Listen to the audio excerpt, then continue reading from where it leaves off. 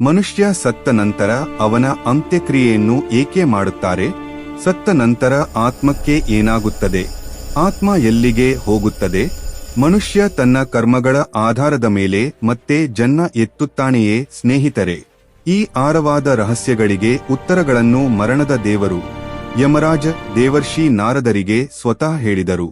ಸ್ನೇಹಿತರೆ, ಈ ಸಂಭಾಷಣೆಯು ಕೇವಲ ಆಧ್ಯಾತ್ಮಿಕ ದೃಷ್ಟಿಕೋನದಿಂದ ಮಾತ್ರವಲ್ಲದೆ ಆತ್ಮಜ್ಞಾನ ಮತ್ತು ಮೋಕ್ಷದ ಕಡೆಗೆ ಮನುಷ್ಯನನ್ನು ನಡೆಸುವ ಒಂದು ಮಾರ್ಗವಾಗಿಯೂ ನಮಗೆ ಮಾರ್ಗದರ್ಶನ ನೀಡುತ್ತದೆ. ಬನ್ನಿ, ಈ ರಹಸ್ಯಮಯ ಆಳವಾದ ಸಂಭಾಷಣೆಯ ಮೂಲಕ ಮನುಷ್ಯನ ಕೊನೆಯ ಯಾತ್ರೆಯ ಬಗ್ಗೆ ಅರ್ಥಮಾಡಿಕೊಳ್ಳಲು ಪ್ರಯತ್ನಿಸೋಣ. ಧರ್ಮರಾಜ ದೇವರ್ಷಿ ನಾರದರೊಂದಿಗೆ ಹೀಗೆ ಹೇಳಿದರು: ಓ ದೇವರ್ಷಿ, ಈ ಭೂಮಂಡಲದಲ್ಲಿ ಜನಿಸಿದ ಪ್ರತಿಯೊಂದು ಜೀವಿಯೂ ಮರಣವನ್ನು ಎದುರಿಸಲೇಬೇಕು. ಇದು ಸೃಷ್ಟಿಯ ಬದಲಾಗದ ಸತ್ಯ. ಇದನ್ನು ಯಾರೂ ವಿರೋಧಿಸಲು ಸಾಧ್ಯವಿಲ್ಲ. ಯಾರೂ ಮರಣದ ಮೇಲೆ ವಿಜಯ ಸಾಧಿಸಲು ಸಾಧ್ಯವಿಲ್ಲ. ಆದರೆ ಜೀವನದಲ್ಲಿ ಒಳ್ಳೆಯ ಕೆಲಸಗಳನ್ನು ಮಾಡಿದವನಿಗೆ ಮೋಕ್ಷ ಸಿಗುತ್ತದೆ. ಅವನು ಮತ್ತೆ ಈ ಮರಣ ಲೋಕದಲ್ಲಿ ಜನಿಸಬೇಕಾದ ಅಗತ್ಯವಿರುವುದಿಲ್ಲ. ಯಾರು ಈ ನಾಶವಾಗುವ ಸಂಸ್ಥೆಯ ಮೋಹದಲ್ಲಿ ಸಿಕ್ಕಿಹಾಕಿಕೊಳ್ಳುತ್ತಾರೋ ಅವನು ಮತ್ತೆ ಮತ್ತೆ ನಮ್ಮ ಲೋಕದಲ್ಲಿ ಹುಟ್ಟುತ್ತಲೇ ಇರುತ್ತಾನೆ. ಅದಾದ ನಂತರ ಯಮರಾಜ ಇನ್ನೂ ಹೇಳಿದರು: ಓ ದೇವರ್ಷಿ, ಗರುಡ ಪುರಾಣದಲ್ಲಿ ಮನುಷ್ಯ ಸತ್ತ ನಂತರ ಮಾಡಬೇಕಾದ ಎಲ್ಲಾ ಕರ್ಮಕಾಂಡಗಳ ಬಗ್ಗೆ ವಿವರವಾಗಿ ಹೇಳಲಾಗಿದೆ. ಈ ಜ್ಞಾನವು ಬಹಳ ರಹಸ್ಯವಾದದ್ದು, ಮುಖ್ಯವಾದದ್ದು. ಪ್ರತಿಯೊಬ್ಬ ಮನುಷ್ಯನು ಇದನ್ನು ತಿಳಿದುಕೊಳ್ಳಬೇಕು. ಏಕೆಂದರೆ ಇದು ಆತ್ಮಕ್ಕೆ ಮುಕ್ತಿಯನ್ನು ತೋರಿಸುವುದಲ್ಲದೆ ಸರಿಯಾದ ಮತ್ತು ತಪ್ಪಾದ ನಡುವಿನ ವ್ಯತ್ಯಾಸವನ್ನು ಸಹ ತಿಳಿಸುತ್ತದೆ. ನೀವು ಸಹ ಈ ಆಳವಾದ ರಹಸ್ಯವನ್ನು ತಿಳಿದುಕೊಳ್ಳಲು ಬಯಸಿದರೆ ಇದನ್ನು ಶ್ರದ್ಧೆಯಿಂದ ಆಲಿಸಿ. ಈ ಜ್ಞಾನವನ್ನು ನಿಮ್ಮ ಜೀವನದಲ್ಲಿ ಆಚರಿಸಿ ಎಂದು ಯಮರಾಜ ಹೇಳಿದರು. ಈ ಮಾತುಗಳನ್ನು ಕೇಳಿದ ನಾರದರು ಭಾವೋದ್ವೇಗದಿಂದ ಹೀಗೆ ಹೇಳಿದರು: ಮ ಸೂರ್ಯಪುತ್ರ, ಓ ದಂಡಧಾರಿ, ದಯವಿಟ್ಟು ನನಗೆ ಕೊನೆಯ ಯಾತ್ರೆಯ ರಹಸ್ಯವನ್ನು ವಿವರಿಸಿ. ಮರಣದಿಂದ ಸ್ಮಶಾನದವರೆಗೆ ಎಷ್ಟು ವಿಧಿಗಳನ್ನು ಮಾಡಬೇಕು? ಆತ್ಮಕ್ಕೆ ಮೋಕ್ಷ ಹೇಗೆ ಸಿಗುತ್ತದೆ? ಇನ್ನು ಜೀವನದಲ್ಲಿ ಪಾಪಗಳು, ದುರಾಚಾರಗಳು ಮಾಡಿದವರು ತಮ್ಮ ಪಾಪಗಳಿಗೆ ಪ್ರಾಯಶ್ಚಿತ್ತ ಮಾಡಿಕೊಳ್ಳಬಹುದು. ದಯವಿಟ್ಟು ನನ್ನ ಪ್ರಶ್ನೆಗಳಿಗೆ ಉತ್ತರಿಸಿ ನನ್ನನ್ನು ಅನುಗ್ರಹಿಸಿ. ನನ್ನದೊಂದು ಪ್ರಶ್ನೆ ಎಂದು ವಿನಯದಿಂದ ನಗುತ್ತಾ ಯಮರಾಜರು ಹೀಗೆ ಹೇಳಿದರು: ವ ದೇವರ್ಷಿ, ನೀನು ಇಂದು ಕೇಳಿದ ಪ್ರಶ್ನೆಗಳಲ್ಲಿ ಜಗತ್ತಿನ ಕಲ್ಯಾಣ ಅಡಗಿದೆ. ಈ ಪ್ರಶ್ನೆಗಳಿಗೆ ಉತ್ತರ ತಿಳಿದವನು ಯಾವಾಗಲೂ ಸುಖವಾಗಿರುತ್ತಾನೆ. ಸರಿ, ಮೊದಲು ನಿನಗೊಂದು ಕಥೆ ಹೇಳುತ್ತೇನೆ. ಇದನ್ನು ಕೇಳಿದ ನಂತರ ನಿನ್ನ ಪ್ರಶ್ನೆಗಳಿಗೆ ಉತ್ತರಗಳು ನಿನಗೆ ಸಿಗುತ್ತವೆ ಎಂದು ಯಮರಾಜರು ಹೇಳಿದರು. ಸ್ನೇಹಿತರೆ, ಕಥೆಯನ್ನು ಪ್ರಾರಂಭಿಸಿದ ಧರ್ಮರಾಜರು ಹೀಗೆ ಹೇಳಿದರು: ಓ ದೇವರ್ಷಿ, ಪೂರ್ವಕಾಲದಲ್ಲಿ ಗಂಗಾ ನದಿಯ ಪವಿತ್ರ ತೀರದಲ್ಲಿ ಅನುಗ್ರಹಪುರಂ ಎಂಬ ಸುಂದರವಾದ, ಶೋಭಾಯಮಾನವಾದ ನಗರವಿತ್ತು. ಆ ನಗರದಲ್ಲಿ 4 ಕಡೆ ಸಂತೋಷ ಮತ್ತು ಸಮೃದ್ಧಿ ನೆಲೆಸಿದ್ದವು. ಅಲ್ಲಿ ಎತ್ತರದ ಶಿವ ದೇವಾಲಯಗಳು, ದೇವಾಲಯಗಳಲ್ಲಿನ ಗಂಟೆಗಳ ಧ್ವನಿ ಹೃದಯಗಳನ್ನು ಪವಿತ್ರಗೊಳಿಸುತ್ತಿದ್ದವು. ಆ ನಗರವು ಈಗ ಸಾಧನಾ ಸೇವಾ ಭಕ್ತಿಯ ಕೇಂದ್ರವಾಗಿತ್ತು. ಇಲ್ಲಿಯೇ ಚೈತನ್ಯದಾಸ ವಿದ್ದ ಸಾಧು ಇದ್ದನು. ಅವನ ತಲೆ ಬೆಳ್ಳಿಯ ಬಣ್ಣಕ್ಕೆ ತಿರುಗಿದ ಬಿಳಿ ಕೂದಲು, ಮುಖದ ಮೇಲೆ ದಿವ್ಯ ತೇಜಸ್ಸು, ಕಣ್ಣುಗಳಲ್ಲಿ ಅದ್ಭುತ ಕಾಂತಿ. ಅವನನ್ನು ನೋಡಿದವರು ಹೀಗೆ ಹೇಳುತ್ತಿದ್ದರು: ಈ ಸಾಧು ಸಾಮಾನ್ಯರಲ್ಲ, ಇವನು ಯಾವುದೋ ದಿವ್ಯಪುರುಷನಾಗಿರಬೇಕು. ಚೈತನ್ಯದಾಸರ ಜೀವನದಲ್ಲಿ ಪ್ರತಿದಿನವೂ ಒಂದು ಪವಿತ್ರ ಆಚರಣೆಯಾಗಿತ್ತು. ಅವರು ಪ್ರತಿದಿನ ಬೆಳಿಗ್ಗೆ ಬ್ರಹ್ಮ ಮುಹೂರ್ತದಲ್ಲಿ ಎದ್ದು ಗಂಗಾಜಲದಿಂದ ಸ್ನಾನ ಮಾಡುತ್ತಿದ್ದರು. ನಂತರ ಭಗವಂತನ ಪೂಜೆ, ಆರಾಧನೆ, ಧ್ಯಾನದಲ್ಲಿ ಮುಳುಗುತ್ತಿದ್ದರು. ದಿನವಿಡೀ ಇತರರ ಸೇವೆಗೆ ತಮ್ಮ ಸಮಯವನ್ನು ಅರ್ಪಿಸುತ್ತಿದ್ದರು. ಯಾವಾಗಲೂ ಯಾರ ಬಳಿಯೂ ಏನನ್ನೂ ಕೇಳಲಿಲ್ಲ. ತಮ್ಮ ಜ್ಞಾನವನ್ನು ಎಂದಿಗೂ ಪ್ರದರ್ಶಿಸಲಿಲ್ಲ. ಆದರೆ ಅವರ ಸನ್ನಿಧಿಯಲ್ಲಿ ಒಂದು ದೊಡ್ಡ ಬೋಧನೆ ಇತ್ತು. ಒಂದು ದಿನ ಅವರು ಗಂಗಾ ತೀರದಲ್ಲಿ ಶಾಂತವಾಗಿ ಕುಳಿತಿದ್ದಾಗ ಅವರ ಶಿಷ್ಯನೊಬ್ಬ ಬಂದು ಹೀಗೆ ಹೇಳಿದ: ಗುರುದೇವ, ನಿಮ್ಮ ದೇಹ ಈಗ ತುಂಬಾ ವಿದ್ಧವಾಗಿದೆ. ನಿಮ್ಗೆ ತುಂಬಾ ಕಷ್ಟವಾಗುತ್ತದೆ ಅಲ್ಲವೇ? ಈ ಮಾತುಗಳನ್ನು ಕೇಳಿದ ಚೈತನ್ಯದಾಸರು ಮಂದವಾದ ನಗುವಿನೊಂದಿಗೆ ಹೀಗೆ ಹೇಳಿದರು: ಓ ಮಗು, ಈ ದೇಹ ಕಾಲದೊಂದಿಗೆ ವಿದ್ಧವಾಗುತ್ತದೆ. ಆದರೆ ಇದರೊಳಗಿರುವ ಆತ್ಮ ಅನಂತವಾದದ್ದು, ಅಚಲವಾದದ್ದು. ಈಗ ಆ ಸಮಯ ಹತ್ತಿರ ಬಂದಿದೆ. ಈ ದೇಹ ವಿಶ್ರಾಂತಿ ತೆಗೆದುಕೊಳ್ಳುವ ಸಮಯ. ಆತ್ಮ ತನ್ನ ಕೊನೆಯ ಯಾತ್ರೆಗೆ ಹೊರಡುವ ಸಮಯ. ಚೈತನ್ಯದಾಸರ ಮಾತುಗಳನ್ನು ಕೇಳಿದ ಆ ಶಿಷ್ಯ ಭೇದಿಂದ ನಡುಗಿಹೋದ. ಆತುರದಿಂದ ಹೀಗೆಂದನು, ಗುರುವೇ, ನೀವು ಹೀಗೆ ಏಕೆ ಹೇಳುತ್ತಿದ್ದೀರಿ? ಮರಣದ ಬಗ್ಗೆ ಯೋಚಿಸಿದರೆ ನನಗೆ ಭಯವಾಗುತ್ತದೆ. ಶಿಷ್ಯನ ಮಾತುಗಳಿಗೆ ಚೈತನ್ಯ ಶಾಂತವಾಗಿ ಅವನ ಕಡೆ ನೋಡಿ ನಿಧಾನವಾಗಿ ಹೀಗೆಂದನು, ಮೋ ಮಗುವೇ, ಮರಣ ಭಯಾನಕವಾದದ್ದಲ್ಲ, ಅದು ಆತ್ಮಕ್ಕೆ ಮುಕ್ತಿದ್ವಾರ. ಮನುಷ್ಯ ಸಾಯುವುದಿಲ್ಲ, ಮರಣದ ಮೂಲಕ ಮುಂದೆ ಸಾಗುತ್ತಾನೆ. ಈ ಮಾತುಗಳು ಆ ಶಿಷ್ಯನಿಗೆ ಅರ್ಥವಾಗಲಿಲ್ಲ. ಅವನು ಗೊಂದಲದಿಂದ, ಗುರುವೇ, ಈ ವಿಷಯ ನನಗೆ ಸ್ಪಷ್ಟವಾಗಿ ಅರ್ಥವಾಗುತ್ತಿಲ್ಲ, ದಯವಿಟ್ಟು ವಿವರವಾಗಿ ಹೇಳಿ ಎಂದನು. ಆಗ ಚೈತನ್ಯದಾಸನು ಹೀಗೆಂದನು, ಮಗು, ಈ ಜನರನ್ನು ನಾನು ಈ ನಗರದ ಎಲ್ಲರಿಗೂ ನೀಡಲು ಬೇಸುತ್ತೇನೆ. ಆದ್ದರಿಂದ ನೀನು ಈ ನಗರವಾಸಿಗಳೆಲ್ಲರನ್ನೂ ಇಲ್ಲಿಗೆ ಕರೆತರು. ಗುರುವಿನ ಆದೇಶವನ್ನು ಪಡೆದ ಶಿಷ್ಯನು ಮರುದಿನ ನಗರವಾಸಿಗಳೆಲ್ಲರನ್ನೂ ಒಟ್ಟುಗೂಡಿಸಿದನು. ಆಗ ಚೈತನ್ಯದಾಸನು ಒಂದು ದೊಡ್ಡ ಮರದ ಕೆಳಗೆ ಆಸನ ಹಾಕಿಕೊಂಡನು. ಗಂಗಾ ಜಲವನ್ನು ಕುಡಿದು ಧ್ಯಾನದಲ್ಲಿ ಮುಳುಗಿದನು. ಅವನ ಸುತ್ತ ಮಂತ್ರಗಳ ಧ್ವನಿಗಳು ಗಂಜಾಯಿ ಮಾಡಿದವು. ಕ್ರಮವಾಗಿ ಅವನ ದೇಹವು ಇಷ್ಟವಾಯಿತು. ಉಸಿರಾಟ ನಿಂತು ಹೋಯಿತು. ದೇಹವು ಸಂಪೂರ್ಣವಾಗಿ ಸ್ವಂತವಾಯಿತು. ಆ ಕ್ಷಣದಲ್ಲಿ ವಾತಾವರಣದಲ್ಲಿ ಏನೋ ಅದ್ಭುತ ನಡೆಯಿತು. ಒಂದು ಕಾಂತಿ ಪುಂಜವು ಆಕಾಶಕ್ಕೆ ಹಾರಿತು. ಅಲ್ಲಿ ಇದ್ದವರು ಆಶ್ಚರ್ಯದಿಂದ ನೋಡಿದರು. ಚೈತನ್ಯದಾಸರ ತಲೆಯಿಂದ ಒಂದು ದಿವ್ಯವಾದ ಬೆಳಕು ಹೊರಬಂದು ಮೇಲೆ ಹಾರಾಡುತ್ತಾ ಕಾಣಿಸಿತು. ಕೆಲವರಿಗೆ ಕೇವಲ ಗಾಳಿಯಲ್ಲಿ ಕಂಪನ ಎನಿಸಿತು. ಆದರೆ ಕೆಲವು ಶಿಷ್ಯರು ಆ ಬೆಳಕನ್ನು ಸ್ಪಷ್ಟವಾಗಿ ನೋಡಿದರು. ಸ್ನೇಹಿತರೆ, ಅದು ಸಾಮಾನ್ಯ ಬೆಳಕಲ್ಲ, ಅದು ಚೈತನ್ಯದಾಸ. ಆತ್ಮ ಆಕಾಶಕ್ಕೆ ಬರುತ್ತಿದ್ದಂತೆ ಆಕಾಶವು ಸುವರ್ಣವಾಗಿ ಮಾರ್ಪಟ್ಟಿತು. ಆಗ ಮೋಡಗಳ ನಡುವಿನಿಂದ ಇಬ್ಬರು ತೇಜಸ್ವಿ ದೇವದೂತರು ಹೊರಬಂದರು. ಅವರು ಆತ್ಮಕ್ಕೆ ನಮಸ್ಕರಿಸಿ ಹೀಗೆ ಹೇಳಿದರು, ಮೋ ಆತ್ಮ, ನಿನ್ನ ಜೀವನವು ಸತ್ಕರ್ಮಗಳು, ಸೇವೆ, ಆತ್ಮ ಜನರಿಂದ ತುಂಬಿದೆ. ಈಗ ನೀನು ಕೊನೆಯ ಯಾತ್ರೆಗೆ ಸಿದ್ಧನಾಗಿದ್ದೀಯಾ? ಯಮಲೋಕವು ನಿನಗಾಗಿ ಕಾಯುತ್ತಿದೆ. ಚೈತನ್ಯದಾಸರ ಆತ್ಮವು ಒಮ್ಮೆ ನಗರದ ಕಡೆಗೆ ನೋಡಿತು. ಅಲ್ಲಿ ಅವರ ದೇಹವು ಶಾಂತವಾಗಿತ್ತು. ಶಿಷ್ಯರು ಮಂತ್ರಗಳಿಂದ ಆ ಪ್ರದೇಶವನ್ನು ಪವಿತ್ರಗೊಳಿಸುತ್ತಿದ್ದರು. ಒಂದು ಕ್ಷಣ ಅಲ್ಲಿ ಒಂದು ದಿವ್ಯ ಕಾಂತಿ ಹುಟ್ಟಿತು. ಆತ್ಮವು ನಗರವಾಸಿಗಳೆಲ್ಲರಿಗೂ ನಮಸ್ಕರಿಸಿದಂತೆ ಕಾಣಿಸಿತು. ಆ ನಂತರ ಯಮರಾಜನ ದೂತರು ಆತ್ಮವನ್ನು ಕಾಂತಿ ಮಾರ್ಗದಲ್ಲಿ ಯಮಲೋಕಕ್ಕೆ ಕರೆದುಕೊಂಡು ಹೋಗಲು ಪ್ರಾರಂಭಿಸಿದರು. ಆ ಮಾರ್ಗಗಳಲ್ಲಿ ಸ್ವರ್ಣಕಮಲಗಳು ಅರಳಿದವು. ಅವುಗಳಿಂದ ದಿವ್ಯ ಕಾಂತಿ ಹೊರಹೊಮ್ಮುತ್ತಿತ್ತು. ಆಕಾಶದಲ್ಲಿ ಸಂಚರಿಸುತ್ತಿದ್ದ ಗಂಧರ್ವರು, ಸಿದ್ಧಯೋಗಿಗಳು, ಪೂರ್ವಿಕರ ಆತ್ಮಗಳು ಆತ್ಮಕ್ಕೆ ನಮಸ್ಕರಿಸುತ್ತಿರುವಂತೆ ಕಂಡವು. ಕಾಂತಿ ಮಾರ್ಗವನ್ನು ದಾಟಿದ ನಂತರ ಆತ್ಮವು ಒಂದು ದೊಡ್ಡ ದ್ವಾರದ ಬಳಿ ತಲುಪಿತು. ಆ ದ್ವಾರದ ಬಳಿ ಬರುತ್ತಿದ್ದಂತೆ ಅದು ತಾನಾಗಿಯೇ ತೆರೆಯಿತು. ಎದುರಿಗೆ ಒಬ್ಬ ದಿವ್ಯ ಮಹಿಳೆ ಕಾಣಿಸಿದಳು. ಆ ಮಹಲ್ ಮಧ್ಯದಲ್ಲಿ ಒಂದು ಸಿಂಹಾಸನದ ಮೇಲೆ ನ್ಯಾಯದೇವತೆ ಯಮರಾಜರು ಪ್ರಕಾಶಿಸುತ್ತಾ ಕುಳಿತಿದ್ದರು. ಅವರ ಬಲಬದಿಯಲ್ಲಿ ಚಿತ್ರಗುಪ್ತ ಇದ್ದನು. ಅವನ ಕೈಯಲ್ಲಿ ಪ್ರತಿ ಆತ್ಮದ ಜೀವನ ವಿವರಗಳು ಬರೆದಿರುವ ದಿವ್ಯ ಗ್ರಂಥವಿತ್ತು. ಸ್ವಲ್ಪ ಸಮಯದ ನಂತರ ದೇವದೂತರು ಆತ್ಮವನ್ನು ಯಮರಾಜನ ಮುಂದೆ ನಿಲ್ಲಿಸಿದರು. ಸ್ನೇಹಿತರೆ, ಯಮರಾಜರು ಆತ್ಮದ ಕಡೆಗೆ ನೋಡಿ ಹೀಗೆ ಹೇಳಿದರು, ಆತ್ಮ, ಯಮಲೋಕಕ್ಕೆ ಸ್ವಾಗತ. ನೀನು ಭೂಮಿಯ ಮೇಲೆ ಅನೇಕ ಜೀವನಗಳನ್ನು ಕಳೆದಿದ್ದೀಯೆ. ಈ ಬಾರಿ ಆತ್ಮಜ್ಞಾನವನ್ನು ಪಡೆದಿಲ್ಲ.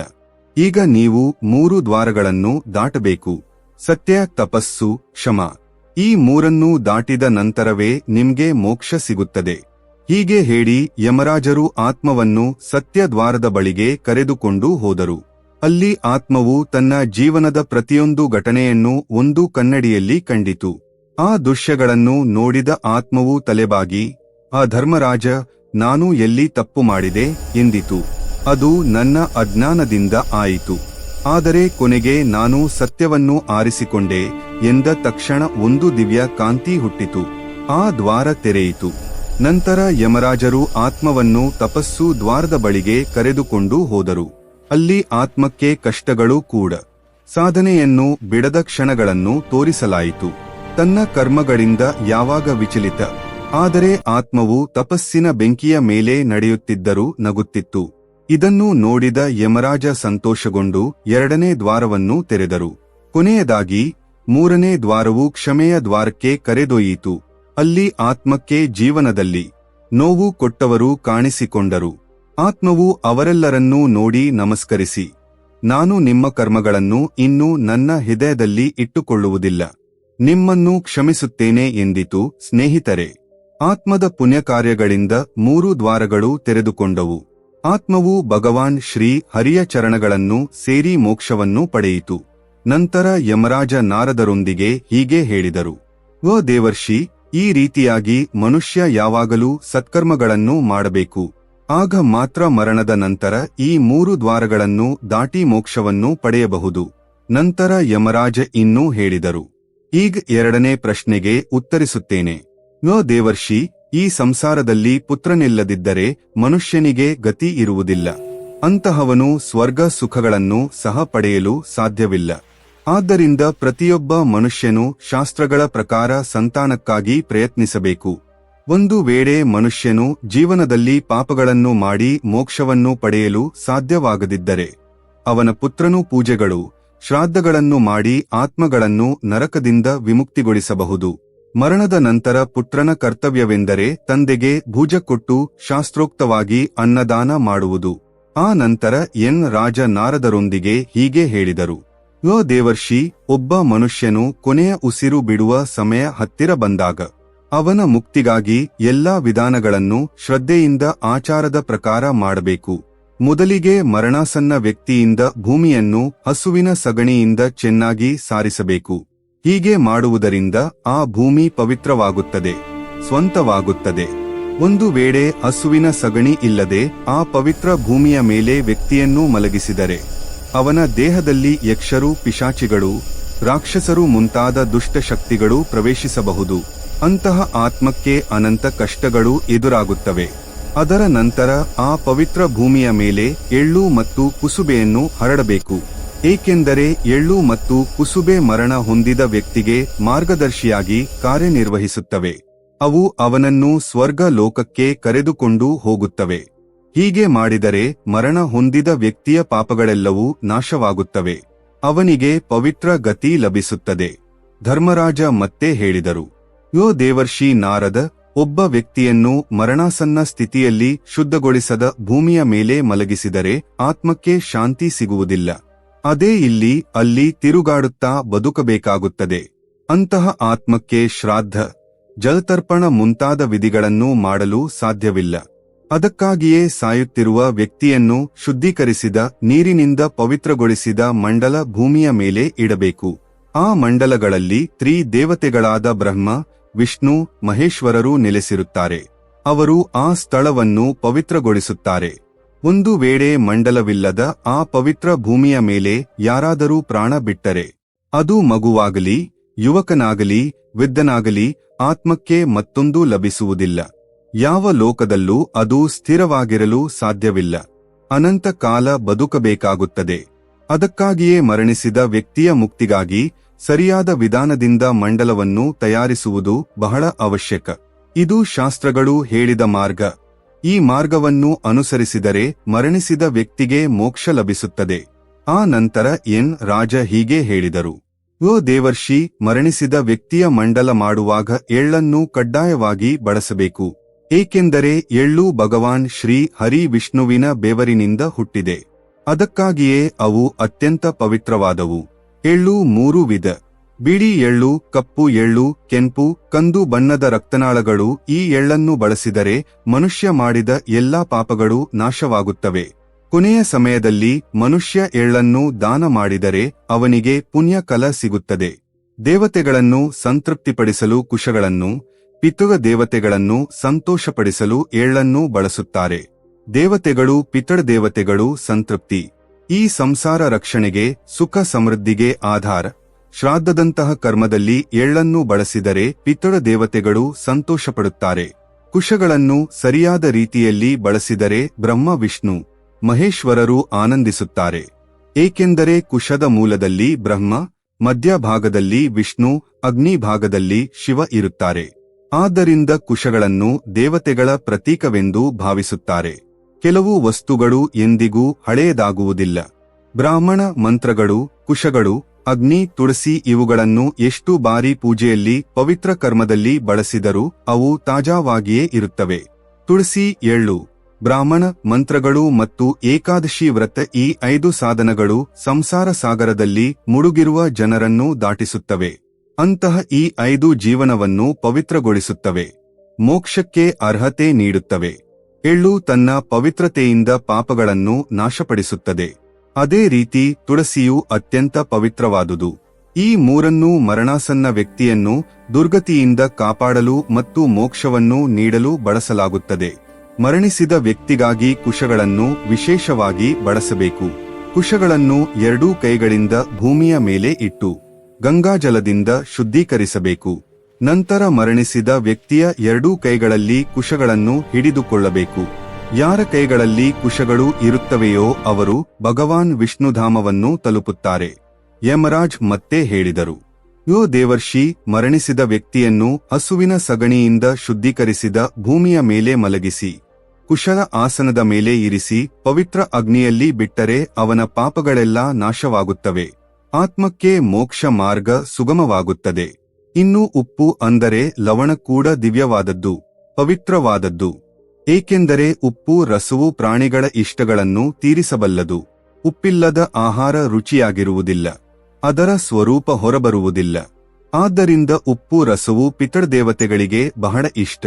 ಇದು ಸ್ವರ್ಗವನ್ನು ಪ್ರಸಾದಿಸುತ್ತದೆ. 11 ರಸ ಭಗವಾನ್ ವಿಷ್ಣುವಿನ ಶರೀರದಿಂದ ಹುಟ್ಟಿದೆ. ಇದನ್ನು ಅರ್ಥಮಾಡಿಕೊಂಡವರು ಉಪ್ಪಿನೊಂದಿಗೆ ದಾನ ಮಾಡಲು ಪುಣ್ಯಕಾರ್ಯವೆಂದು ಭಾವಿಸುತ್ತಾರೆ. ಒಂದು ವೇಳೆ ಯಾರ ಪ್ರಾಣಗಳು ಬಿಡಲು ವಿಳಂಬವಾಗುತ್ತಿದೆಯೋ ಆ ಸಮಯದಲ್ಲಿ ಅವರ ಕೈಯಿಂದ ಅನ್ನದಾನ ಮಾಡಿಸಬೇಕು. ಏಕೆಂದರೆ ಅನ್ನದಾನವು ಈ ಸಂಸ್ಥೆಯಲ್ಲಿ ಅತ್ಯಂತ ಶ್ರೇಷ್ಠ ದಾನವಾಗಿದೆ. ಅನ್ನದಾನವು ಆತ್ಮಕ್ಕೆ ಶಾಂತಿಯನ್ನು ನೀಡುವುದಲ್ಲದೆ ಉನ್ನತ ಲೋಕಗಳನ್ನು ಪಡೆಯಲು ಸಹಾಯ ಮಾಡುತ್ತದೆ. ನಂತರ ಧರ್ಮರಾಜ ನಾರದರಿಗೆ ಹೀಗೆ ಹೇಳಿದರು, ಯ ದೇವರ್ಷಿ, ಈಗ ಮರಣದ ಸ್ವರೂಪವನ್ನು ವಿವರವಾಗಿ ಹೇಳುತ್ತೇನೆ. ಮರಣವೇ ಕಾಲ. ಆ ಸಮಯ ಬಂದಾಗ ಜೀವಿಯು ದೇಹದ ಪ್ರಾಣಗಳಿಂದ ಬೇರ್ಪಡುತ್ತದೆ. ಇದು ಬದಲಾಗದ ಸತ್ಯ.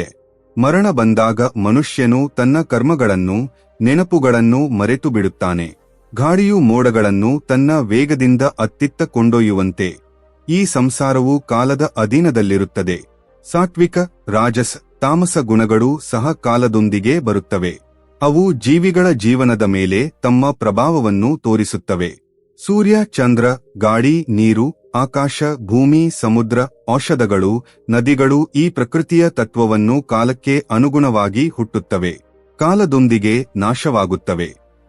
ಮರಣ ಸಮಯ ಹತ್ತಿರವಾದಾಗ ದೇವಯೋಗದಿಂದ ಯಾವುದೋ ಒಂದು ರೋಗ ಬರುತ್ತದೆ. ಆ ರೋಗದಿಂದ ಶರೀರವು ದುರ್ಬಲವಾಗುತ್ತದೆ. ಇಂದ್ರಿಯಗಳು ಕೆಲಸ ಮಾಡುವುದನ್ನು ನಿಲ್ಲಿಸುತ್ತವೆ. ಶರೀರವು ಕ್ಷೀಣಿಸುತ್ತದೆ. ಮರಣ ಸಮಯದಲ್ಲಿ ಬರುವ ನೋವು ಕೋಟಿ ಚೇಳುಗಳು ಒಂದೇ ಬಾರಿಗೆ ಕಚ್ಚಿದಷ್ಟು ಭಯಾನಕವಾಗಿರುತ್ತದೆ. ಆ ನೋವು ಅಷ್ಟು ತೀವ್ರವಾಗಿರುತ್ತದೆ, ಯಾರೂ ಏನೂ ಮಾಡಲು ಸಾಧ್ಯವಿಲ್ಲ. ಆ ಸಮಯದಲ್ಲಿ ಯಮದೂತರು ಪ್ರತ್ಯಕ್ಷರಾಗುತ್ತಾರೆ. ಅವರು ಬಲವಾಗಿ ಪ್ರಾಣಗಳನ್ನು ಶರೀರದಿಂದ ಬೇರ್ಪಡಿಸುತ್ತಾರೆ. ಆತ್ಮವು ತನ್ನ ಮನೆಯನ್ನು, ಪ್ರಿಯವಾದವರನ್ನು ನೋಡಿ ಹೃದಯ ಒಡೆಯುವಂತೆ ಅಳುತ್ತದೆ. ಆದರೆ ಯಾರೂ ಅದನ್ನು ತಡೆಯಲು ಸಾಧ್ಯವಿಲ್ಲ. ಮರಣ ಸಮಯದಲ್ಲಿ ಶರೀರದಲ್ಲಿನ ಗಾಳಿಯು ಕೋಪದಿಂದ ನಡುಗುತ್ತದೆ. ಗಾಳಿಯು ಅಷ್ಟು ವೇಗವಾಗಿರುತ್ತದೆ. ಶರೀರದಲ್ಲಿ ಅಗ್ನಿತತ್ವವು ಉರಿಯುತ್ತದೆ. ಆ ಅಗ್ನಿಯು ಇಂಧನವಿಲ್ಲದೆ ಉರಿಯುತ್ತದೆ. ಶರೀರದ ಮರ್ಮ ಸ್ಥಾನಗಳನ್ನು ಸುಡುತ್ತದೆ. ಇದರಿಂದ ಪ್ರಾಣಿಗೆ ಅಸಹ್ಯವಾದ ಕಷ್ಟ ಉಂಟಾಗುತ್ತದೆ. ಭಕ್ತಿಯಲ್ಲಿ ಮುಳುಗಿರುವವರಿಗೆ, ಭೋಗವಿಲಾಸಗಳಿಂದ ದೂರವಿರುವವರಿಗೆ ಈ ಪ್ರಕ್ರಿಯೆ ಸುಲಭವಾಗಿರುತ್ತದೆ. ಸತ್ಯವನ್ನು ಮಾತನಾಡುವವರು, ಯಾರ ವಿಶ್ವಾಸವನ್ನು ಭಂಗ ಮಾಡದವರು, ಧರ್ಮ ಮಾರ್ಗದಲ್ಲಿ ನಡೆಯುವವರು ನಿಜವಾದ ಭಕ್ತರು. ಇವರಿಗೆ ಸುಖವಾದ ಮರಣ ಲಭಿಸುತ್ತದೆ. ಆದರೆ ಸುಳ್ಳು ಹೇಳುವವರು, ವಿಶ್ವಾಸಘಾತ ಮಾಡುವವರು, ವೇದಗಳನ್ನು ನಿಂದಿಸುವವರು, ಇವರ ಮರಣ ಅತ್ಯಂತ ಕಷ್ಟಕರವಾಗಿರುತ್ತದೆ. ಇವರಿಗೆ ನರಕಲೋಕದ ಶಿಕ್ಷೆಗಳು ತಪ್ಪುವುದಿಲ್ಲ. ಯಮದೂತರು ಪ್ರಾಣ ತೆಗೆಯಲು ಬಂದಾಗ ಅವರನ್ನು ನೋಡಿ ಪ್ರಾಣಭಯದಿಂದ ನಡುಗುತ್ತಾರೆ. ತಾಯಿ, ತಂದೆ, ಮಕ್ಕಳು, ಪ್ರಿಯವಾದವರನ್ನು ಕರೆಯುತ್ತಾರೆ. ಆದರೆ ಯಾರೂ ಸಹಾಯ ಮಾಡುವುದಿಲ್ಲ. ಅವನ ಗಂಟಲಿನಿಂದ ಸ್ಪಷ್ಟವಾದ ಮಾತುಗಳು ಬರುವುದಿಲ್ಲ. ಕಣ್ಣುಗಳು ಭೇದಿಂದ ಅತ್ತಿತ್ತ ತಿರುಗುತ್ತವೆ. ಉಸಿರಾಟ ವೇಗವಾಗಿ ನಡೆಯುತ್ತದೆ. ಕೊನೆಗೆ ಸಹಿಸಲಾಗದ ನೋವಿನಿಂದ ದೇಹವನ್ನು ತ್ಯಜಿಸುತ್ತಾನೆ. ಮರಣ ಸಂಭವಿಸಿದ ತಕ್ಷಣ ಆ ದೇಹವು ಇತರರಿಗೆ ಅಸ್ತ್ರವಾಗಿ, ದ್ವೇಷಪೂರಿತವಾಗಿ ಮಾರ್ಪಡುತ್ತದೆ. ಒಂದು ಕಾಲದಲ್ಲಿ ಪ್ರಿಯವಾದವರ ಸ್ನೇಹ ಕೇಂದ್ರವಾಗಿದ್ದ ಆ ದೇಹವು ಈಗ ಬಿಟ್ಟು ಬಿಡಲು ಅರ್ಹವಾದದ್ದು ಎಂದು ಕಾಣುತ್ತದೆ. ಇದೇ ಸಂಸಾರ ಸತ್ಯ. ಯೋ ದೇವರ್ಷಿ, ದೇಹವು ನಾಶವಾಗುವಂತಹದ್ದು, ಆತ್ಮವು ಕಾಲದ ಅಧೀನದಲ್ಲಿರುತ್ತದೆ. ಈ ವಿಷಯವನ್ನು ಅರ್ಥಮಾಡಿಕೊಂಡವನು ಯಾವಾಗಲೂ ಧರ್ಮಮಾರ್ಗದಲ್ಲಿ ನಡೆಯುತ್ತಾನೆ. ಅವನು ಈ ನಾಶವಾಗುವ ಸಂಸ್ಥೆಯಲ್ಲಿ ಮೋಕ್ಷಕ್ಕೆ ಅರ್ಹನಾಗುತ್ತಾನೆ. ಆ ನಂತರ ಯಮರಾಜ ನಾರದರೊಂದಿಗೆ ಹೀಗೆ ಹೇಳಿದರು: ಯೋ ದೇವರ್ಷಿ, ಈಗ ಮರಣದಿಂದ ದಹನ ಸಂಸ್ಕಾರದವರೆಗೆ ಮಾಡಬೇಕಾದ ಕರ್ತವ್ಯಗಳ ಬಗ್ಗೆ ಹೇಳುತ್ತೇನೆ. ಈ ವಿಧಾನಗಳನ್ನು ಪಾಲಿಸುವುದು ಪ್ರತಿಯೊಬ್ಬರಿಗೂ ಬಹಳ ಅವಶ್ಯಕ, ಏಕೆಂದರೆ ಇವು ಮರಣಿಸಿದ ಆತ್ಮದ ಶ್ರೇಯಸ್ಸಿಗಾಗಿ ನಡೆಯುತ್ತವೆ. ಒಬ್ಬ ವ್ಯಕ್ತಿ ಸತ್ತಾಗ ಅವನ ಮಗ, ಕುಟುಂಬ ಸದಸ್ಯರು ಎಲ್ಲಾ ಆಚಾರಗಳನ್ನು ಪಾಲಿಸಬೇಕು. ಆಗ ಮಾತ್ರ ಆತ್ಮಕ್ಕೆ ಶಾಂತಿ ಮತ್ತು ಮೋಕ್ಷ ಲಭಿಸುತ್ತವೆ. ಈ ವಿಷಯದಲ್ಲಿ ನಿನಗೆ ಒಂದು ಕತೆ ಹೇಳುತ್ತೇನೆ. ಇದನ್ನು ಕೇಳಿದ ನಂತರ ಮರಣ, ದಹನ ಸಂಸ್ಕಾರದ ನಡುವೆ ಮನುಷ್ಯನ ಕರ್ತವ್ಯಗಳೇನು ಎಂದು ನಿನಗೆ ಅರ್ಥವಾಗುತ್ತದೆ ಎಂದು ಯಮರಾಜರು ಹೇಳಿದರು. ಅವರು ತಮ್ಮ ದಿವ್ಯವಾಣಿಯಿಂದ ಕಥೆಯನ್ನು ಪ್ರಾರಂಭಿಸಿದರು. ಓ ದೇವರ್ಷಿ ನಾರದ, ನಂದಕೇಶ್ ಎಂಬ ಗ್ರಾಮದಲ್ಲಿ ಹರಿದತ್ತ ಎಂಬ ವೃದ್ಧ ಬ್ರಾಹ್ಮಣನಿದ್ದನು. ಅವನು ತುಂಬಾ ಗಂಭೀರ ಸ್ವಭಾವದವನು. ವೇದಗಳು, ಪುರಾಣಗಳಲ್ಲಿ ಪಂಡಿತನಾಗಿದ್ದನು. ಅವನಿಗೆ ವೇದಾಂತ ಎಂಬ ಮಗನಿದ್ದನು. ಒಂದು ದಿನ ಸಂಜೆ ಸೂರ್ಯನು ತನ್ನ ಕೊನೆಯ ಕಿರಣಗಳನ್ನು ಬೀರುತ್ತಿದ್ದಾಗ ಹರಿದತ್ತ ತನ್ನ ಮಗ ವೇದಾಂತನನ್ನು ಹತ್ತಿರ ಕರೆದನು. ಅವನ ಮುಖದ ಮೇಲೆ ಶಾಂತಿ ನೆಲೆಸಿತ್ತು. ಏನೋ ತಿಳಿದ ಯಾತ್ರೆಗೆ ಸಿದ್ಧನಾದಂತೆ ಕಾಣಿಸಿದನು. ಅವನು ತುಂಬಾ ಸಹಜವಾಗಿ ಹೀಗೆ ಅಂದನು: ಮಗ ವೇದಾಂತ, ಈಗ ಸಮಯ ಹತ್ತಿರ ಬಂದಂತೆ ಅನಿಸುತ್ತಿದೆ. ನನಗೆ ಗೊತ್ತು, ಮರಣ ಭಯವಲ್ಲ, ಅದು ಮುಕ್ತಿಗೆ ಒಂದು ದ್ವಾರ. ಆದರೆ ಆದಿತ್ಯವಾರದ ಹೊರಗೆ ನೀನು ನನಗಾಗಿ ಏನು ಮಾಡುತ್ತೀಯ? ಅದೇ ನನಗೆ ದಾರಿಯನ್ನು ಸುಗಮಗೊಳಿಸುತ್ತದೆ ಸ್ನೇಹಿತರೆ. ಈ ಮಾತುಗಳನ್ನು ಹೇಳಿ ಹರಿದತ್ತ ತನ್ನ ಪ್ರಾಣಗಳನ್ನು ಬಿಟ್ಟನು. ಈ ದೃಶ್ಯವನ್ನು ನೋಡಿದ ವೇದಾಂತ ಆಶ್ಚರ್ಯ ಮತ್ತು ದುಃಖದಿಂದ ತಂದೆಯ ಪಾದಗಳ ಮೇಲೆ ತಲೆ ಇಟ್ಟುಕೊಂಡು ಹೃದಯ ಒಡೆಯುವಂತೆ ಅತ್ತನು. ಹರಿದತ್ತನ ಮರಣದಿಂದ ಇಡೀ ಗ್ರಾಮ ಶೋಕಸಾಗರದಲ್ಲಿ ಮುಳುಗಿತ್ತು. ಜನರು ಅವನ ಅಂತಿಮ ದರ್ಶನಕ್ಕಾಗಿ ಹೃದಯ ಭಾರದಿಂದ ಬಂದರು. ಆ ರಾತ್ರಿ ವೇದಾಂತನಿಗೆ ಒಂದು ಸ್ಪಷ್ಟವಾದ ಕನಸು ಬಿತ್ತು. ಅವನು ಎಚ್ಚರವಾಗಿದ್ದರೂ ಕನಸು ಕಾಣುತ್ತಿದ್ದಂತೆ ಅನಿಸಿತು. ಅವನು ನೋಡಿದನು ಒಂದು ಗಾಯಗೊಂಡ ಮಂಜು. ಆ ಮಂಜಿನ ಮಧ್ಯದಿಂದ ಒಂದು ತೇಜಸ್ವಿ ಧ್ವನಿ ಕೇಳಿಸಿತು. ಸ್ವಲ್ಪ ಸಮಯದ ನಂತರ ಆ ಮಂಜಿನಿಂದ ಒಬ್ಬ ದೇವದೂತ ಹೊರಬಂದನು. ಅವನ ಮುಖದ ಮೇಲೆ ಶಾಂತಿ ನೆಲೆಸಿತ್ತು. ಆ ದೇವದೂತ ವೇದಾಂತನಿಗೆ ಹೀಗೆ ಹೇಳಿದನು: ಮಗನೇ, ನಿನ್ನ ತಂದೆ ಧರ್ಮಶೀಲನು. ಈಗ ಅವನು ನಮ್ಮ ಮಾರ್ಗಗಳಲ್ಲಿ ಯಾತ್ರಿಕನು. ಆದರೆ ಅವನ ಮಾರ್ಗ ನಿನ್ನ ಮೇಲೆ ಅವಲಂಬಿತವಾಗಿದೆ. ಮರಣ ಮತ್ತು ದಹನ ಸಂಸ್ಕಾರದ ನಡುವಿನ ಸಮಯ ಬಹಳ ಸೂಕ್ಷ್ಮವಾದದ್ದು. ಆ ಸಮಯದಲ್ಲಿ ಆತ್ಮವು ಗೊಂದಲದಲ್ಲಿರುತ್ತದೆ. ನಿನ್ನ ತಂದೆಯ ಕರ್ತವ್ಯವನ್ನು ನಿರ್ವಹಿಸಲು ನೀನು ಸಿದ್ಧನಿದ್ದೀಯಾ? ದೇವದೂತನ ಮಾತುಗಳನ್ನು ಕೇಳಿದ ವೇದ ಕೈಗಳನ್ನು ಜೋಡಿಸಿ, ಓ ಪ್ರಭು, ದಯವಿಟ್ಟು ನನಗೆ ಮಾರ್ಗ ತೋರಿಸಿ, ನಾನು ಕತ್ತಲೆಯಲ್ಲಿದ್ದೇನೆ ಎಂದನು. ಆಗ ದೇವದೂತನು ಕೈ ಎತ್ತಿದನು. ಆ ಕ್ಷಣದಲ್ಲಿ ಸಮಯ ನಿಂತು ಹೋದಂತೆ ಭಾಸವಾಯಿತು. ಸುತ್ತಲೂ ದೈವಿಕ ಶಕ್ತಿ ವ್ಯಾಪಿಸಿತು. ನಂತರ ದೇವದೂತನು ಹೀಗೆ ಹೇಳಿದನು: ಮಗು, ಮರಣ ಸಂಭವಿಸಿದ ತಕ್ಷಣ ಆತ್ಮವು ದೇಹವನ್ನು ತೊರೆದು ಸೂಕ್ಷ್ಮ ರೂಪದಲ್ಲಿ ಅಲ್ಲೇ ಇರುತ್ತದೆ. ಅದು ಕೇಳುತ್ತದೆ, ನೋಡುತ್ತದೆ, ಅನುಭವಿಸುತ್ತದೆ, ಆದರೆ ಮಾತನಾಡಲು ಸಾಧ್ಯವಿಲ್ಲ. ಒಂದು ವೇಳೆ ಕುಟುಂಬವು ಶೋಕದಲ್ಲಿ ಮುಳುಗಿದ್ದರೆ ಆತ್ಮವು ಮೋಹ ಬಂಧನಗಳಲ್ಲಿ ಸಿಕ್ಕಿಹಾಕಿಕೊಳ್ಳುತ್ತದೆ. ಆದ್ದರಿಂದ ಮನುಷ್ಯನ ಮೊದಲ ಕರ್ತವ್ಯವೆಂದರೆ ಮರಣಿಸಿದ ದೇಹದ ಬಳಿ ಗಂಗಾಜಲ, ತುಳಸಿ ಎಲೆಗಳು, ದೀಪವನ್ನು ಬೆಳಗಿಸಿ ರಾಮನಾಮ ಜಪ ಮಾಡುವುದು. ಇದು ಕೇವಲ ಆಚಾರವಲ್ಲ, ಆತ್ಮಕ್ಕೆ ಮಾರ್ಗದರ್ಶಕ ದೀಪ. ಮರುದಿನದಿಂದ ಜಲತರ್ಪಣ ಪ್ರಾರಂಭಿಸಬೇಕು. ಈ ತರ್ಪಣ ಆತ್ಮಕ್ಕೆ ಶಕ್ತಿಯನ್ನು ನೀಡುತ್ತದೆ. ಶವಯಾತ್ರೆ ಹೊರಟಾಗ ಯಾರೂ ಅಳಬಾರದು. ಆ ಸಮಯದಲ್ಲಿ ರಾಮನಾಮ ಸತ್ಯ ಎಂದು ಹೇಳಬೇಕು. ಈ ಮಂತ್ರ ಆತ್ಮಕ್ಕೆ ದಿಕ್ಕನ್ನು ತೋರಿಸುತ್ತದೆ. ಅಗ್ನಿದಾನವನ್ನು ಶ್ರದ್ಧಾಭಾವದಿಂದ ಮಾಡಬೇಕು, ಏಕೆಂದರೆ ಈ ಅಗ್ನಿ ಆತ್ಮವನ್ನು ದೇವಮಾರ್ಗಕ್ಕೆ ಕೊಂಡೊಯ್ಯುವ ದ್ವಾರ. ದೇವದೂತನ ಮಾತುಗಳನ್ನು ಕೇಳಿದ ವೇದಾಂತ ಕೈಜೋಡಿಸಿ, ಓ ಪ್ರಭು, ನಾನು ವಾಗ್ದಾನ ಮಾಡುತ್ತೇನೆ. ನನ್ನ ತಂದೆಗಾಗಿ ಪ್ರತಿ ಸಂಸ್ಕಾರವನ್ನು ಶ್ರದ್ಧೆಯಿಂದ ಮಾಡುತ್ತೇನೆ. ಅವರಿಗೆ ಶಾಂತಿಗತಿಯನ್ನು ಪ್ರಸಾದಿಸುತ್ತೇನೆ ಎಂದನು. ಇದನ್ನು ಕೇಳಿದ ದೇವದೂತ ಮಂದವಾದ ನಗುವಿನೊಂದಿಗೆ, ಮಗು, ನೀನು ಅರ್ಥಮಾಡಿಕೊಂಡೆ.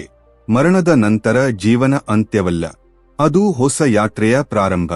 ನೀನು ಮಾಡುವ ಕರ್ತವ್ಯಗಳು ಆತ್ಮಕ್ಕೆ ಒಡವೆಯಾಗುತ್ತವೆ ಎಂದು ಹೇಳಿ ಅದರ್ಶನಾದನು. ಆ ನಂತರ ವೇದಾಂತ ತಂದೆಯ ಶರೀರವನ್ನು ಗಂಗಾಜಲದಿಂದ ಸ್ನಾನ ಮಾಡಿಸಿದನು. ತುಳಸಿ ಎಲೆಗಳನ್ನು ಇಟ್ಟನು. ದೀಪ ಹಚ್ಚಿದನು. ರಾತ್ರಿಯಿಡೀ ಶ್ರೀರಾಮ ಜಯರಾಮ ಜಯ ಜಯ ರಾಮ ಎಂದು ಜಪಿಸುತ್ತಾ ಕಳೆಬನು. ಮರುದಿನ ಯಾತ್ರೆಯಲ್ಲಿ ಅಳುತ್ತಿದ್ದವರನ್ನು ಸಮಾಧಾನಪಡಿಸಿದನು.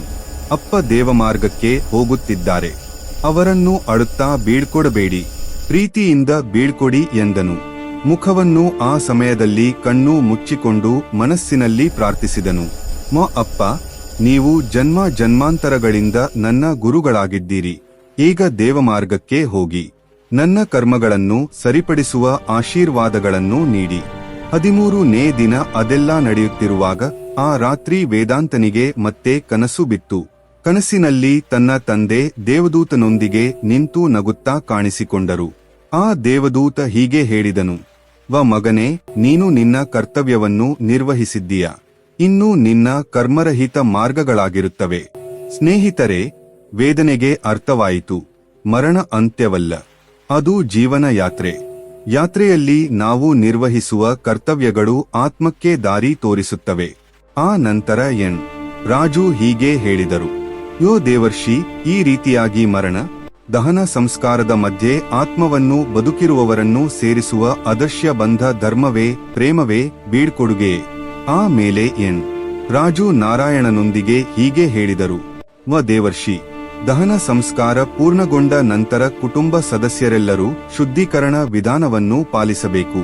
ಸ್ಮಶಾನದ ಹೊರಗಿನಿಂದ ಮನೆಗೆ ಬಂದಾಗ ಮನೆಯ ಹೊಸ್ತಿಲಲ್ಲಿ ಮರಣಿಸಿದ ವ್ಯಕ್ತಿಯ ಹೆಸರನ್ನು ಹೇಳಿ ದುಃಖ ವ್ಯಕ್ತಪಡಿಸುತ್ತಾ ನಿಂಬೆ ಎಲೆಗಳನ್ನು ತಿನ್ನಬೇಕು. ಏಕೆಂದರೆ ನಿಂಬೆ ಶುದ್ಧತೆಗೆ ಪ್ರತೀಕ. ಎಲೆಗಳು ಆತ್ಮವನ್ನು ಮತ್ತು ಮನೆಯನ್ನು ಅಪವಿತ್ರತೆಯಿಂದ ಕಾಪಾಡುತ್ತವೆ. ಆ ನಂತರ ಎಲ್ಲರೂ ಕಲ್ಲಿನ ಮೇಲೆ ನಿಂತು ಆಚಮನ ಮಾಡಬೇಕು. ಈ ಆಚಮನವು ಒಳಗಿನ ಸೂಜಿಯನ್ನು ಸೂಚಿಸುತ್ತದೆ, ಹೃದಯವನ್ನು ಶಾಂತಗೊಳಿಸುತ್ತದೆ. ಮನೆಗೆ ಕಾಲಿಟ್ಟ ನಂತರ ಅರ್ಥ ಮಾಡಿಕೊಳ್ಳಬೇಕು, 10 ರಾತ್ರಿಗಳ ಅಶೋಕ ಕಾಲ ಪ್ರಾರಂಭವಾಗಿದೆ ಎಂದು. ಈ ಸಮಯದಲ್ಲಿ ಮಗ, ಮೊಮ್ಮಗ, ಸಗೋತ್ರರು ಪಾಲಿಸಬೇಕಾದ ನಿಯಮಗಳು ಇರುತ್ತವೆ. ಈ ಅಶೋಕ ಕಾಲದಲ್ಲಿ ಹೊರಗಿನಿಂದ ಖರೀದಿಸಿದ ಆಹಾರವನ್ನು ಸೇವಿಸಬೇಕು. ಭೋಜನದಲ್ಲಿ ಉಪ್ಪು, ಯಾವುದೇ ರೀತಿಯ ಕ್ಷಾರಗಳನ್ನು ಬಳಸಬಾರದು. ಎಲ್ಲರೂ ಬಹಳ ಸರಳವಾಗಿ ಭೋಜನ ಮಾಡಬೇಕು. ಸಾಧ್ಯವಾದರೆ 1 ಅಥವಾ 3 ದಿನ ಉಪವಾಸ ಇರಬೇಕು. ಈ ಸಮಯದಲ್ಲಿ ಕುಟುಂಬ ಸದಸ್ಯರೆಲ್ಲರೂ ಭೂಮಿಯ ಮೇಲೆ ಮಲಗಬೇಕು. ಹಾಸಿಗೆಗಳನ್ನು ಬಳಸಬಾರದು. ಒಬ್ಬರ ದೇಹವನ್ನು ಇನ್ನೊಬ್ಬರು ಸ್ಪರ್ಶಿಸುವುದನ್ನು ಸಹ ನಿಲ್ಲಿಸಬೇಕು. ಈ ಸಮಯದಲ್ಲಿ ಆತ್ಮ ಸಂಯಮವು ಸುಧಾಕ್ಕಾಗಿ ಸಮರ್ಪಿತವಾಗಿದೆ. ಬ್ರಹ್ಮಚರ್ಯವನ್ನು ಕಡ್ಡಾಯವಾಗಿ ಪಾಲಿಸಬೇಕು. ದುಃಖದಲ್ಲಿರುವ ಕುಟುಂಬವು ದಾನ ಮತ್ತು ಅಧ್ಯಯನದಂತಹ ಕೆಲಸಗಳಿಂದ ದೂರವಿರಬೇಕು. ಭೋಗ ವಿಲಾಸಗಳಿಂದಲೂ ದೂರವಿರಬೇಕು. ಈ 10 ದಿನಗಳ ಕಾಲ ಕುಟುಂಬ ಸದಸ್ಯರು ಶಾಂತಿಯ ಸಾಧನೆಯ ಕಡೆಗೆ ಮನಸ್ಸನ್ನು ತಿರುಗಿಸಬೇಕು. ಭಗವಂತನ ಧ್ಯಾನದಲ್ಲಿ ಮುಳುಗಿರಬೇಕು. ಇಂತಹ ಕೆಲಸಗಳು ಆತ್ಮವನ್ನು ಭೌತಿಕ ದೇಹ ಮತ್ತು ಸಂಸಾರ ಬಂಧನಗಳಿಂದ ಕ್ರಮೇಣ ಹೊರಬರಲು ಸಹಾಯ ಮಾಡುತ್ತವೆ. ಇಷ್ಟು ಹೇಳಿ ಧರ್ಮರಾಜರು ತಮ್ಮ ಮಾತುಗಳಿಗೆ ವಿರಾಮ ನೀಡಿದರು. ಆಗ ನಾರದರು ಹೃದಯದಲ್ಲಿ ಭಾವೋದ್ವೇಗದಿಂದ ಹೀಗೆ ಹೇಳಿದರು, ಸೂರ್ಯಪುಟ್ಟ, ನಿಮ್ಮ ಬಾಯಿಂದ ಈ ಅದ್ಭುತ ಜ್ಞಾನವನ್ನು ಕೇಳಿ ನಾನು ಧನ್ಯನಾದೆ. ಈ ಜ್ಞಾನವನ್ನು ನಾನು ಸಂಸ್ಥೆಯ ಸ್ಥಳೀಯರಲ್ಲಿ ಪ್ರಚಾರ ಮಾಡುತ್ತೇನೆ. ಹೀಗೆ ಹೇಳಿ ನಾರದರು ಯಮರಾಜನಿಗೆ ನಮಸ್ಕರಿಸಿ ದೇವಲೋಕದ ಕಡೆಗೆ ಹೊರಟರು. ಸ್ನೇಹಿತರೆ, ಈ ರೀತಿಯಾಗಿ ಯಮರಾಜರು ನಾರದರಿಗೆ ಮನುಷ್ಯನ ಮರಣದ ನಂತರದ ಕೊನೆಯ ಯಾತ್ರೆಯ ರಹಸ್ಯವನ್ನು ವಿವರಿಸಿದರು. ನಿಮ್ಗೆ ಈ ಕತೆ ಇಷ್ಟವಾದರೆ ನಮ್ಮ ಚಾನೆಲ್ ಅನ್ನು ಸಬ್ಸ್ಕ್ರೈಬ್ ಮಾಡಿ. ಇಂತಹ ಇನ್ನಷ್ಟು ಚಿಂತನಶೀಲ ಕತೆಗಳು ನಿಮ್ಮ ಮುಂದೆ ಹೃದಯಸ್ಪರ್ಶಿ ವಿಷಯಗಳನ್ನು ತರಲು ನಾವು ಶ್ರಮಿಸುತ್ತೇವೆ. ಈ ಕಥೆಯ ಬಗ್ಗೆ ನಿಮ್ಮ ಅಭಿಪ್ರಾಯಗಳನ್ನು ಕಾಮೆಂಟ್ಗಳಲ್ಲಿ ತಿಳಿಸಿ. ಹಾಗೆಯೇ ಜೈ ಶ್ರೀ ಕೃಷ್ಣ ಎಂದು ಬರೆಯಿರಿ. ಪ್ರಿಯ ಸ್ನೇಹಿತರೆ, ಈ ಕಥೆಯನ್ನು ನೋಡಿದ ನಿಮ್ಮೆಲ್ಲರಿಗೂ ಹೃತ್ಪೂರ್ವಕ ಧನ್ಯವಾದಗಳು.